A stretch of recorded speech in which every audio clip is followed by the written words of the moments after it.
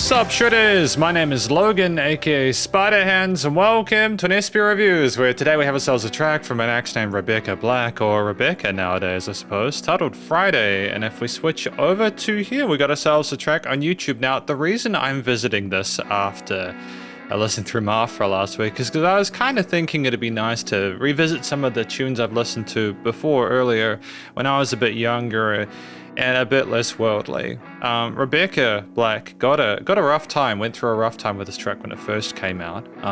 They've since blossomed and continued to make music, and I've seen them doing like Boiler DJ sets and stuff like that. They're clearly having a lot of fun with music, and they've released a lot of new stuff, which is awesome. But we're going to listen through this track today from start till finish, and we're going to hear what we think. Let's do it, let's go.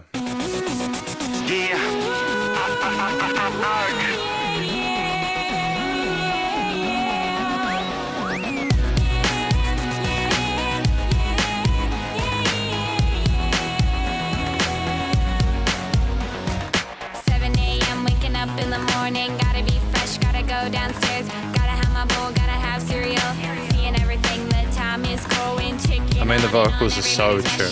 Gotta get down to the bus stop, gotta catch my bus, I see my friends, kicking in the front seat, sitting in the back seat, gotta make my mind up, which seat can I take? Sorry to interrupt, I was trying to do it too much. I think part of what's kind of beautiful about this was the time it came out was YouTube was still relatively young at that point. I think it was like 2011, 2012.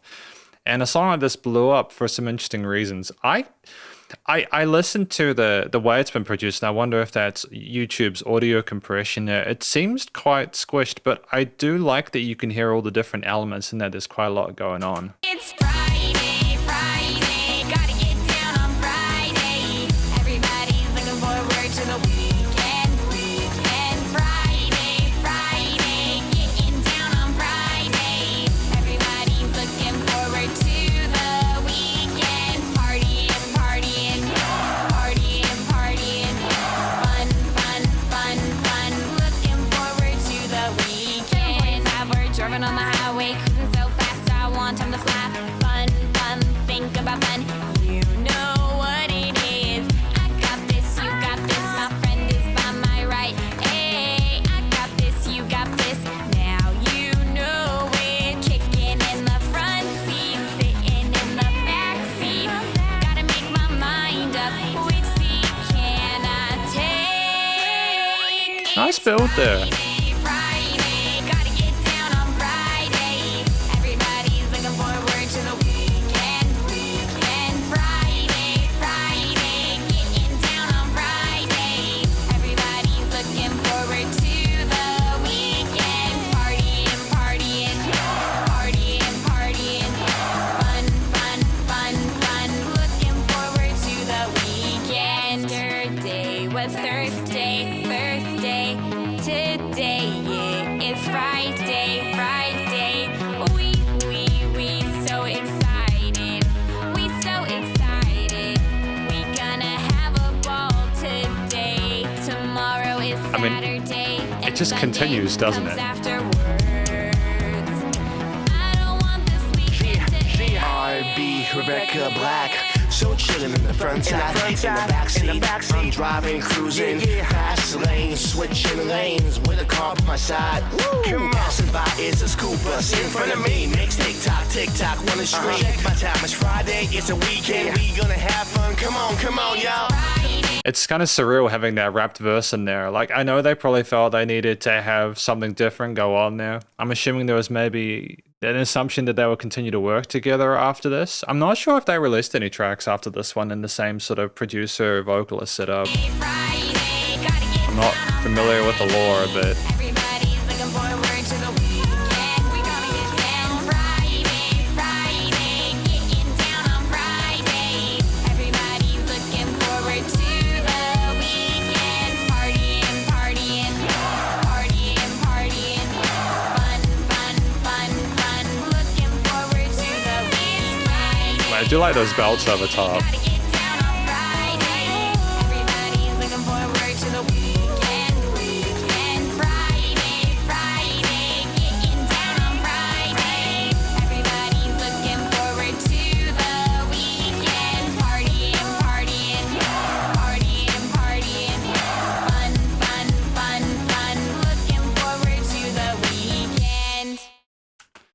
Yeah, it would have been cool to maybe had the clapping afterwards to kind of have the applause at Rebecca singing on stage there. I wonder how Rebecca feels looking back at it. There are a lot of people who are kind of viciously negative about the track at the time. I don't intend to be that way. I want to sort of provide sort of an overall sort of analysis of it, but I want to sort of preface it by saying that I can understand a lot of the decisions that were made through this track. We're going to talk about it more in the conclusion. Because welcome to the conclusion of my review of this track from an act named Rebecca Black, or Rebecca, titled Friday. In this section, we're going to be providing an overall song analysis of everything from vocals through to what the lyrics, as well as the studio production, as well as any applicable constructive critique, and then finally my general thoughts from a listener's perspective. But first of all, what do we think this track is about? I suppose I feel a bit flustered because the funniest thing is, I don't actually ever think I listened to this track the whole way through. That's just how, you heard about what people thought about the track, and I was sort of personally disincentivized from listening through the whole of it. But now that I've done so, I think especially as a bit older, and especially with the way music is at the moment, it's like this is considered yards better than a lot of the AI music I listen to. I'm not one of those universal AI bad kind of people. It's just more that I like, there's an interesting sense of innocence with it. Like, you can tell that Rebecca in the video is having a lot of fun. They had these aspirations, they had a glow and sparkle in their eyes, and they just wanted to make a song about partying in the weekend. I think that's what this track is about. What do we think this track is about? I think that they were talking about a song about like having fun on the weekend, getting through school, having a cereal, got to go to the bus stop, get through all that kind of stuff. And it's aimed at like middle schoolers, as I understand it. Or like, the driving the car as well, kind of grooving along, just getting through it to the weekend. And I think that it's actually something that a lot of adults can relate to. I think people getting through their shifts and having the weekend off is a tried and tested formula, even if a lot of people now have to work weekends and don't only get Sunday as a day off. I just think it's a fun thing to write a song about, honestly. The vocal performance was interesting. Rebecca can clearly sing. There was immense tuning on it. While I think that the chanted, the party, those parts were not tuned.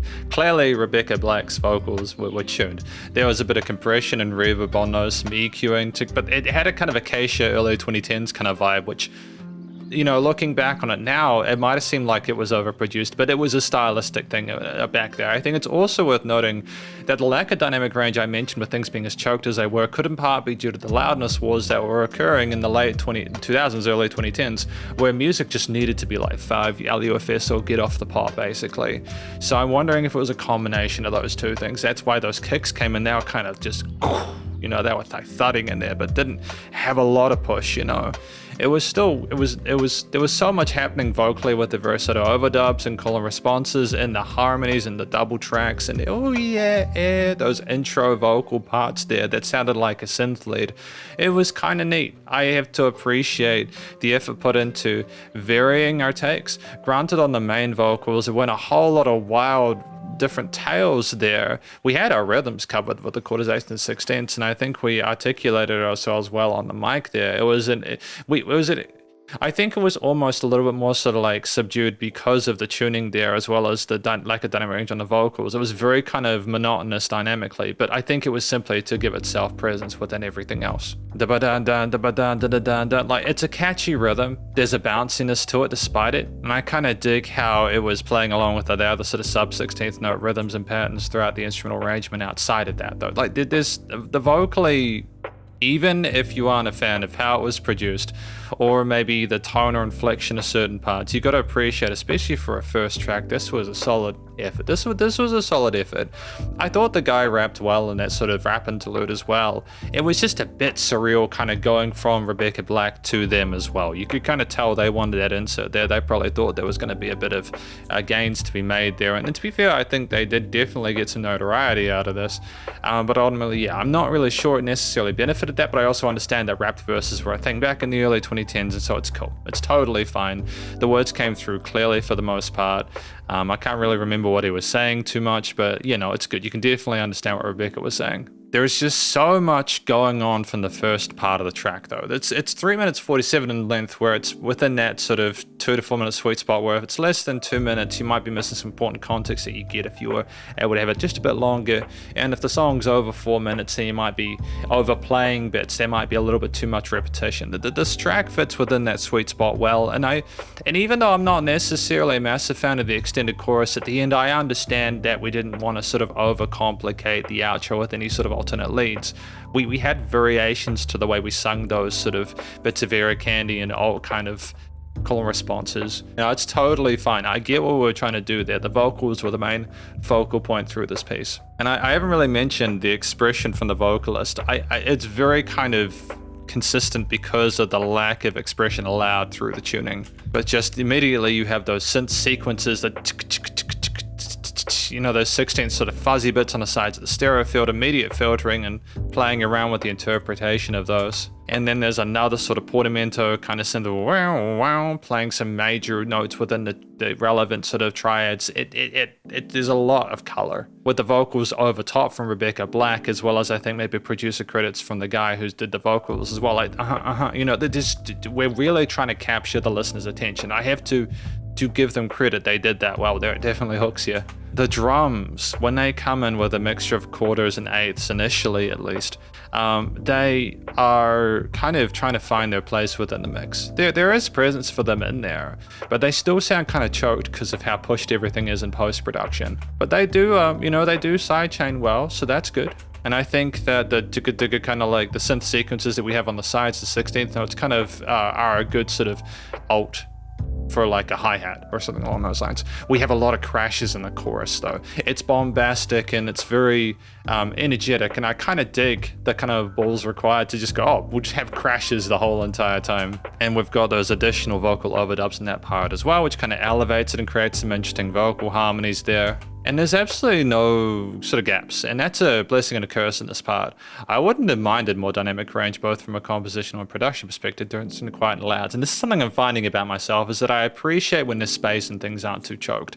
But I also understand we had a lot of things that we wanted to discuss here. We had several verses and choruses and a rap interlude and stuff like that. So we really, as well as an extended chorus, so we didn't really have a lot of time to just sit there and kind of have gaps.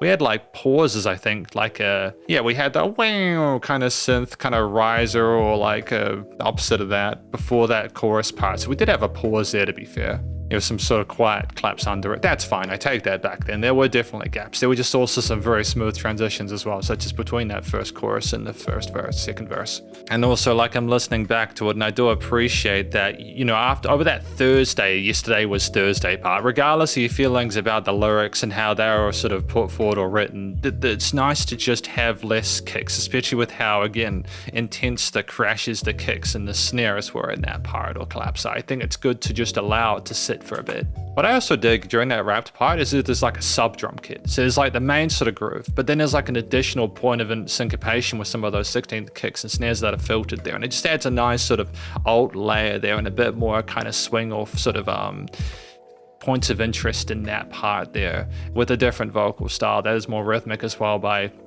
inference. And to be fair to Rebecca Black, some of the vocal legato and sort of articulations that we have, such as around the 3-minute 20 mark and that final outro chorus, are fantastic. We can clearly sing. We were literally just going for what I feel to be a super catchy, an intentionally catchy melody that would get stuck in your head, and to be fair, it did.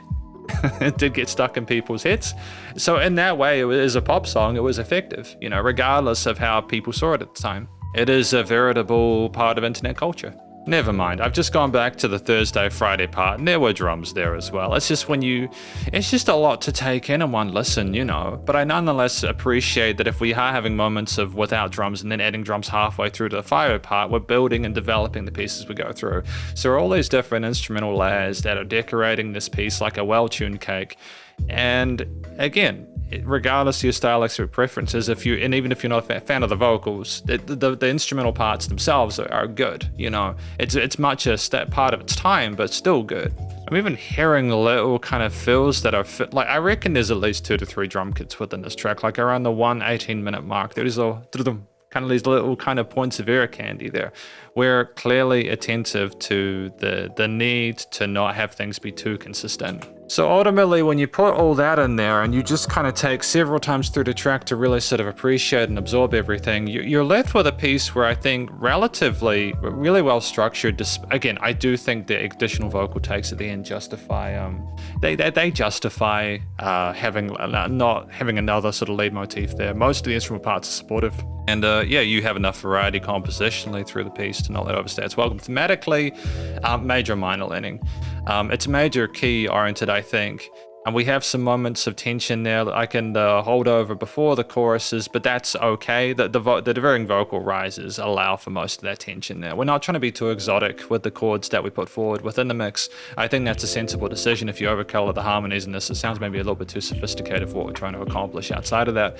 It also makes it more difficult to sort of do all these complicated vocal runs over. Like the overdubs, I mean, not necessarily the main ones. So yeah, I think effectively working with the triads was a sensible idea. It's easy to digest and accessible for listeners or people who are not wanting that much of a challenging listen. And ultimately, I don't think there was another place. In terms of the studio recording, mixing, and mastering, the production side of things, again, with consideration of the loudness war that was going on in the mastering part of the production sphere at that point, I think that it was nice and loud. There was pumping and sidechaining. The vocals were tuned to heck, but that's okay. It was a style of its time. Looking back on it, I like I'm so thankful the chants weren't. That was just an easy contrast between the maids and the sides there. And to be fair, I don't think Rebecca Black needed the help. They could sing. Like with auto-tune, it doesn't just make you an amazing singer. You got to be close enough to hit the notes in order for that to work. There was like a little bit of compositional dynamic range, not really production dynamic range. Music surrounded you in the headphones, nice and wide, different sort of whoosh and rises and filtered elements there. The vocal takes went from side to side as well, which is really neat in different parts. There were no resonant frequencies in the frequency spectrum, which I also thought was kind of cool. It was just nice to have a well-balanced mix there, despite how tight it is. I mean, ultimately, yeah, I can appreciate this track. I can appreciate the musicality of it, and it's one of the most successful first releases I've I know that that's going to probably rub people the wrong way. What I mean is, this track has 179 million views on YouTube alone. It's objectively successful, regardless of whether you like it or not. I'm so sad for what Rebecca Black went through in post with the way they received the feedback and everything. But I'm so thankful that they continue with music and managed to make great tunes. There's no applicable constructive critique for me, I think. I'm not really sure why that rapped verse was there. I think it was just a production feature from the producer, may have also been rapping. I'm not sure. I just can't understand why they were driving the car near the school at that point. But either way, still, general thoughts from a listener's perspective, I am just thankful to have checked out more of Rebecca Black's work. It kind of makes me want to listen to more of Rebecca's stuff in future, and I actually might do that, as these Monday videos I'm doing are specifically videos I would like to hear, or I would like to check out. There's a few classics from the 2010s that I want to sort of listen through, like Gangnam Style and other ones, but we'll see if we return to Rebecca in future. For now, though, thank you for watching my review of this track from Rebecca Black, titled Friday. Hopefully you enjoyed it. If you did, please go show them some love via the various social medias and the YouTube page, and stay cool and stay safe, and please remember to support your local musicians and artists at this point in time, as need the help more than ever with the crazy stuff going on in the world, and I will catch you in the next SB Reviews. Spiderhands out.